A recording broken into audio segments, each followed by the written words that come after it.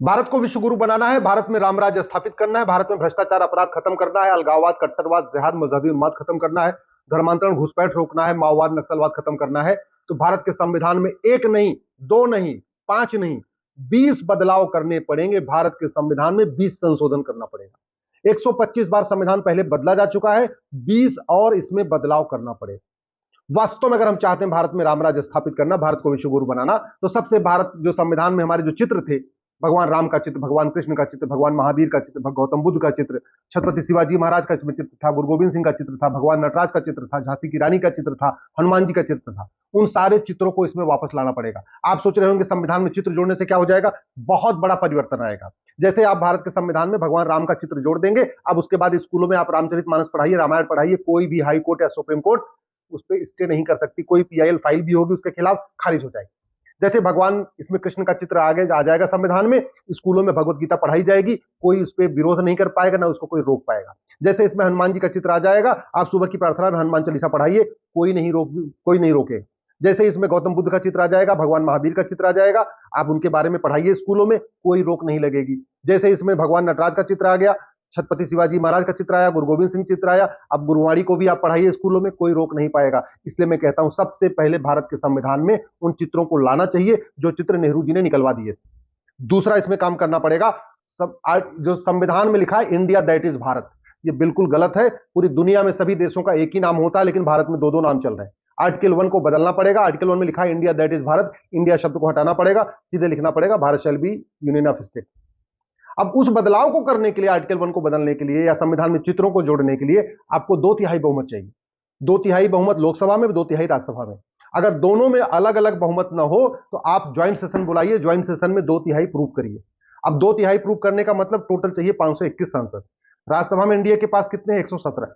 यानी लोकसभा में कितने चाहिए? 521 minus 117, 521 minus 117 is equal to 404। यानी अगर आप चाहते हैं कि यह बदलाव हो तो आपको 404 सांसद चाहिए। सारे चित्रों को जोड़ने के लिए भी 404 चाहिए, इंडिया दैट इज भारत में से इंडिया हटाने के लिए भी 404 चाहिए लोकसभा में। अगर आप चाहते हैं कि भारत में ये जो विदेशी सोच बढ़ती जा रही है, इसका एक बहुत बड़ा कारण है कि इमरजेंसी के दौरान इसमें शब्द जोड़ दिया गया था, सोशलिज्म एंड सेकुलरिज्म। इसकी कोई जरूरत नहीं भारत के संविधान में। संविधान बनते समय इन दोनों शब्दों पर चर्चा हुई थी, सोशलिज्म सेकुलरिज्म पे। बाबा साहब अंबेडकर ने भी रिजेक्ट किया था, संविधान सभा के ज्यादातर सदस्यों ने इसको रिजेक्ट कर दिया था, लेकिन इमरजेंसी के दौरान कांग्रेस ने इसको जोड़ दिया। उसको निकालना पड़ेगा, प्रियम्बल को अमेंड करना है तो 2/3 बहुमत चाहिए, यानी लोकसभा में कम से कम 404 सांसद चाहिए। आप चाहते हैं भारत में अपराध खत्म हो, भ्रष्टाचार खत्म हो, उसका एक ही तरीका है, सबसे पहले one nation one police code हो, पूरे देश की पुलिस के लिए एक कानून हो। अभी पुलिस का बिहेवियर अलग अलग है क्योंकि पुलिस राज्यों के अधीन में है। बंगाल की पुलिस अलग तरीके से काम करती है, यूपी की पुलिस अलग तरीके से काम करती है, दिल्ली पुलिस अलग तरीके से काम करती है। बंगाल की पुलिस तो कई बार ऐसा होता है बलात्कारियों के खिलाफ मुकदमा भी दर्ज नहीं करती, संदेश खाली में आप देख चुके हैं। तो पूरे देश की पुलिस एक जैसा व्यवहार करे, एक तरीके से काम करे, अपराधियों के ऊपर टूट पड़े बुलडोजर लेके, उसका एक ही तरीके है। भारत में one nation one police code हो, उसके लिए संविधान में संशोधन करना पड़ेगा। संविधान में संशोधन करने के लिए फिर से वही बात हो गई, अब की बार 400 पार करना पड़ेगा। आप चाहते हैं कि भारत में फटाफट मुकदमों की जांच हो, जल्दी जल्दी एफआईआर लिखा जाए, जल्दी जल्दी जांच हो, यानी 1 घंटे के अंदर एफआईआर हो, 1 महीने के अंदर जांच पूरी हो, तो भारत में एक one nation one penal code लागू करना पड़ेगा। ये आपके सामने दिख रहा होगा ना, फेडरल पिनल कोड अमेरिका में चलता है, ये वहां का one nation one penal code है। हमारे देश में क्या हो रहा है कि भ्रष्टाचार अपराध से निपटने के लिए 50 कानून चल रहे हैं। घूसखोरी का अलग, जमाखोरी का अलग, मिलावटखोरी का अलग, कालाबाजारी अलग, नशा तस्करी का अलग, मानव तस्करी का अलग, अलगाववाद अलग, कट्टरवाद अलग, जिहाद अलग, मजहबी उन्माद अलग, धर्मांतरण अलग, घुसपैठ अलग, बलात्कार अलग, दुनिया भर के कानून। एफआईआर लिखना मुश्किल हो जाता है, जांच पूरा करना मुश्किल हो, पूरा कानूनों का मकड़ जाल है ना। तरीका क्या है? One nation one penal code. जैसे ये अपना फेडरल पिनल कोड है ना, इसी में सारे अपराध, हर अपराध के लिए एक chapter, chapter 1, chapter 2, chapter 3, chapter 4, chapter 5, chapter 6। मान लीजिए 200 तरीके के अपराध हैं, तो 200 चैप्टर इसमें बना दीजिए और सारे चैप्टर के लिए उसी में लिखते चले जाइए कि अपराध कैसे होगा, इसको आइडेंटिफाई कैसे होगी, इसकी जांच कैसे होगी, दंड कितना होगा। तो एक ही किताब में वो जो 50 कानूनों का मकड़ जाल चला, वो खत्म होकर एक ही किताब में आ जाएगा। तो one nation one penal code बनाने के लिए भी संविधान में संशोधन करना पड़ेगा। आर्टिकल 14 में जहां लिखा है ना, state shall not the equality before law और इक्वल प्रोटेक्शन ऑफ लॉ, उसको बदलना पड़ेगा, and state shall secure equal protection of law. जैसे ही इतना आर्टिकल 14 में बदल देंगे, and shall secure equal protection of law, one nation one penal code का रास्ता खुल जाएगा, one nation one police code का भी रास्ता खुल जाएगा। आपको अगर संविधान में ये जो आर्टिकल 19 है, ये बोलने की आजादी देता है, लेकिन बोलने की आजादी के नाम पे लोग झूठ बोल रहे हैं। सफेद सफेद पोस्ट तो सफेद झूठ बोलते हैं।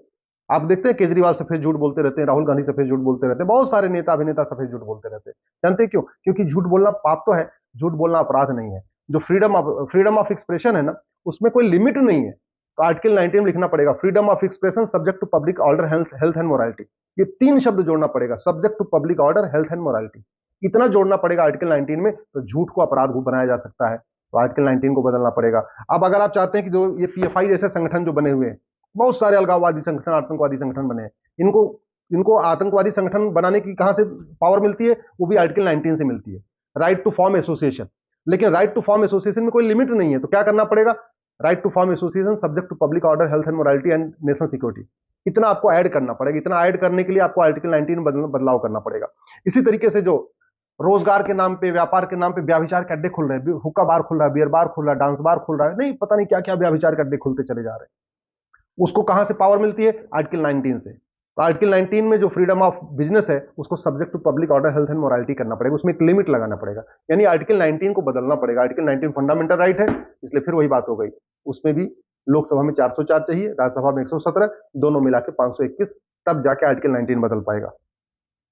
भारत में सफेद पोश नेता, नौकरशाह झूठ बोलते रहते हैं, पकड़े जाते हैं, पुलिस उनको पीट नहीं पाती, क्योंकि बड़े बड़े लोग हैं, सांसद, विधायक, मंत्री, मुख्यमंत्री, उनसे सच उगलवा नहीं पाती। गरीब आदमी हो, आम आदमी हो, तो पुलिस उसको 4 डंडे मारेगी, वो सच उगल देगा। अब केजरीवाल जैसे आदमी को, सोरेन जैसे मुख्यमंत्री को पुलिस कहां से पीटेगी? अब न केजरीवाल सच बोलेंगे, न सोरेन सच बोलेंगे। पुलिस न केजरीवाल को पीटेगी, न सोरेन को पीटेगी, तो पूरी सच्चाई सामने आएगी कैसे? तो उसकी जरूरत क्या है? नार्को पॉलीग्राफ ब्रेन मैपिंग कानून बनाया जाए, हर जिले में narco polygraph brain mapping test बनाया जाए, भारत में एक one nation one evidence code बनाया जाए। उसके लिए क्या करना पड़ेगा? आर्टिकल 20 को बदलना पड़ेगा। आर्टिकल 20 फंडामेंटल राइट है, तो उसको बदलने के लिए 400 पार चाहिए, 404 सांसद चाहिए लोकसभा में। इसी तरीके से भारत में आर्टिकल 21 में राइट टू एजुकेशन है। अब राइट टू एजुकेशन को राइट टू इक्वल एजुकेशन बनाना है, क्योंकि गुलामी वाले स्कूल चल रहे हैं। मुगलों के समय जो मदरसे शुरू हुए, अंग्रेजों के समय जो मिशनरी स्कूल हुए, वो भी चल रहे हैं। मदरसे कुछ अलग पढ़ा रहे हैं, मिशनरी स्कूल कुछ अलग पढ़ा रहे हैं, सीबीएसई बोर्ड वाले कुछ अलग पढ़ा रहे हैं, आईसीएसई बोर्ड वाले कुछ अलग पढ़ा रहे हैं, यूपी बोर्ड वाले अलग पढ़ा रहे हैं, दिल्ली बोर्ड वाले अलग पढ़ा रहे हैं। 40 तरीके का सिलेबस चल रहा है। तो भारत में 10वीं तक सबकी समान शिक्षा हो, सबका वन नेशन वन सिलेबस हो, वन नेशन वन करिकुलम हो, एक उसके लिए क्या करना पड़ेगा? आर्टिकल 21A को, जहां राइट टू एजुकेशन लिखा है, उसको राइट टू इक्वल एजुकेशन करना पड़ेगा, यानी आर्टिकल 21A को बदलना पड़ेगा। ऐसे दूसरा, भारतीय चिकित्सा व्यवस्था को बर्बाद करने के लिए नेहरू जी ने 1954 में कानून बनाया। विदेशी चिकित्सा को प्रमोट करने के लिए, भारत की चिकित्सा को बर्बाद करने के लिए 1954 बनाया ड्रग एक्ट।